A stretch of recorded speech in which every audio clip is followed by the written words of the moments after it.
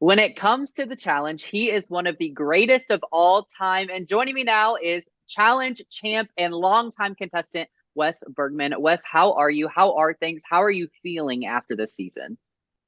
You know what? I'm feeling fine. You know what? It was months ago. But it's obviously never easy to watch yourself lose. It's never easy to lose. It's never easy to watch yourself lose. And it's definitely not easy to watch yourself lose for what is more than likely the very last time. And I'm a competitive guy. It's not fun to do anything other than come out with all of the glory, but I do not have any of the glory. But it's all good. It is a game. It's debatably the best game, and I'm just kind of proud to be a part of the universe. Yeah, yeah, absolutely. Now I'm curious to know what's it like competing on CBS and with majority CBS contestants versus on the flagship on MTV or even on Paramount Plus.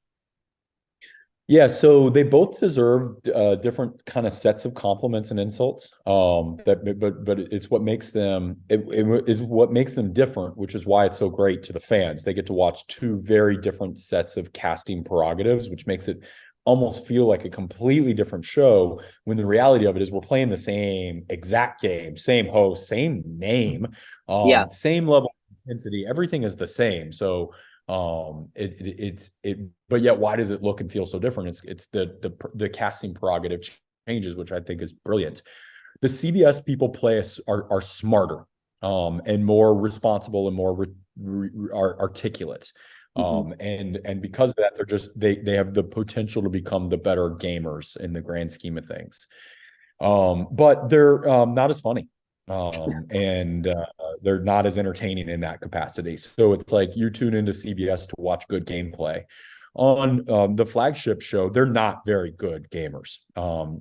They're not very good at kind of creating the more sophisticated alliances. That's why you see season after season, it's just rookies versus vets, is because that's as effective of a strategy as they can have. But you want to know what they do while they do that? They're funny, and they're entertaining, and they're hot messes. And I mean that in the fact that they are in fact messes, and they are in fact really good looking. When I go on that one, I am the ugliest guy by 2 whole points, minimum. And so that is a good looking, funny, entertaining group of mostly idiots.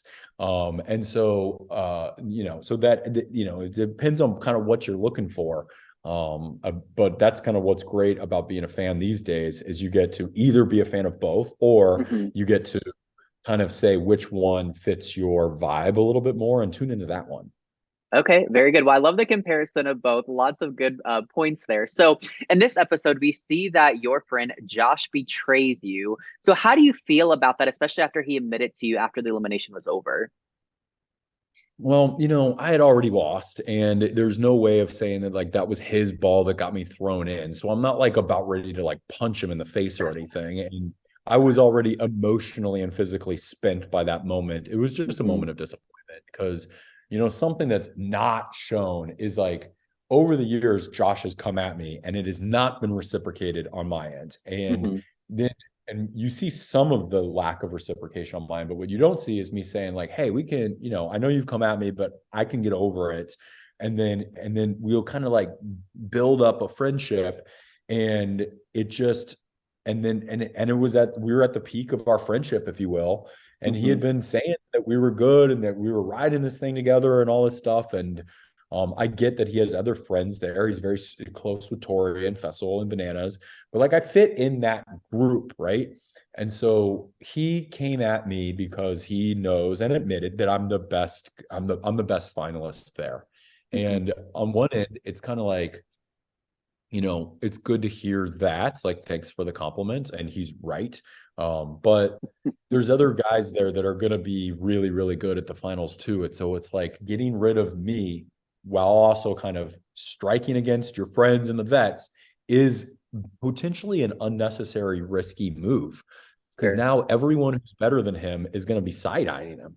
And there's a Mm. lot of really good guys that are left. So, what does getting rid of one do? And so it didn't, to me, the whole thing didn't really make a lot of sense. And if it brings a grown man to literal weeping, then he's obviously crossing a moral and ethical line that the viewers aren't necessarily seeing the full picture.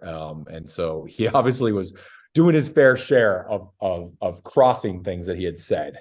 Yeah, yeah, absolutely. Now walk me through that elimination with Chris that ultimately took you out. So a very interestingly designed game. I could tell right away that it was going to be a a fun one to watch. I got off to a really good start. My strategy was very different than his in the sense that like how I when I was attacking him, I grabbed his like collar and I held on to it for dear life, and then I basically had one hand left to grab the patches.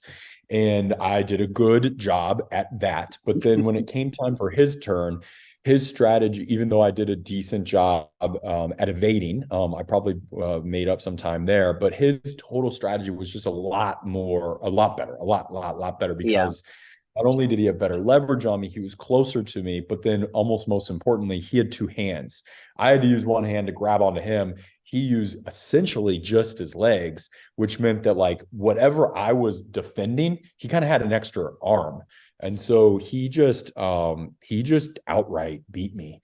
Wes, for viewers that have been watching the show for a long time, they have been following your rivalry with Johnny Bananas. But then in the last few seasons that you've appeared on, you guys have kind of mended things and seemingly formed a friendship. I have to know, is the friendship real? Is this a real thing? Or what do viewers need to know about that?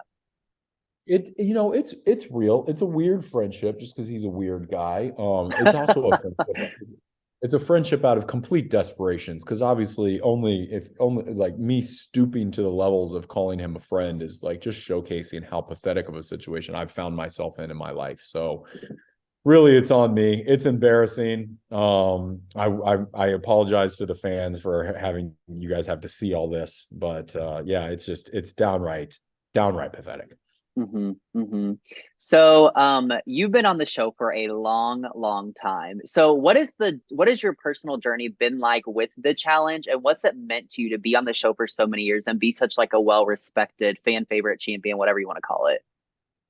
I'm it this show and this community has meant so much to me and for like all the reasons. But one of them is it's crafted me into what I would consider to be a very well-rounded man that is much more mature than I would have without the game and the Mm, community. I got to watch me being overly competitive jock at the beginning of my tenure on the challenge, and I got to see the parts of that I liked, which was like I want to stay a winner. I want to be competitive. I want to try my best. I want to improve myself and win things. And that I kept. I also liked a lot of the jokes, but not all of the jokes. But then there were things that I didn't like, where I got overly competitive and made me into an asshole, or I said things that mm, I regretted.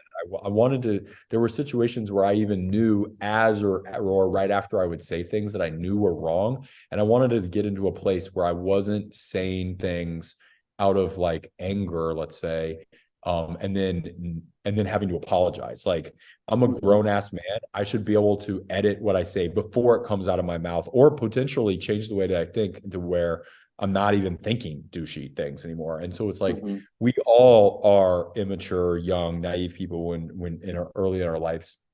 Um, and I'm sure we all could go back and kind of at the very least tweak things that we've done. But I, because of the challenge, got to see all this stuff and kind of make it like keep the stuff that I liked and like work on, if not fix or cut out the things that I didn't.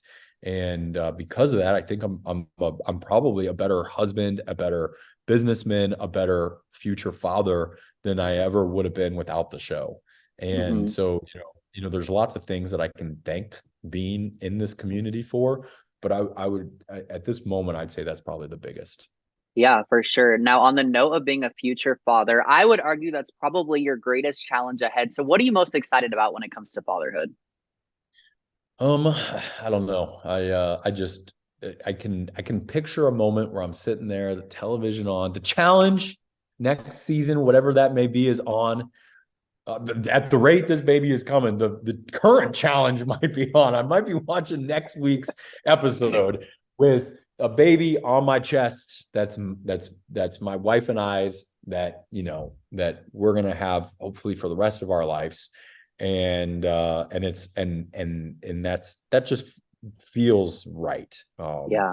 And I'm very much so looking forward to that moment, and I'm not underestimating the difficulty and the importance and the level of responsibility that it will take. But TJ has thrown me out of a airplane without a parachute before. I think I can figure out. Be I good think I can dad. figure out some of this stuff. I'm gonna make mistakes, but I will. I've done challenging things before. This is probably the biggest, like you said, the biggest challenge of them all. But I've got it. Yeah, absolutely. You do have this. Now, my final question for you, keep teasing this retirement in this interview and on this season of the challenge USA. So is this really the end? Are you really officially retiring from the challenge? I think it's hard to say the word official because it's not like I'll go to jail if I quote unquote unretire. But Sure. just given the given where my business is at, given where it's going, given how much fulfillment I get out of that, and how much money I'm making, let's call a spade a spade. It is almost impossible to schedule going on the challenges. The challenges, even though they pay completely fair to win it, to be on it, all this stuff, totally Mhm. fair, not asking for more money at all. It's a pay cut for me to do that.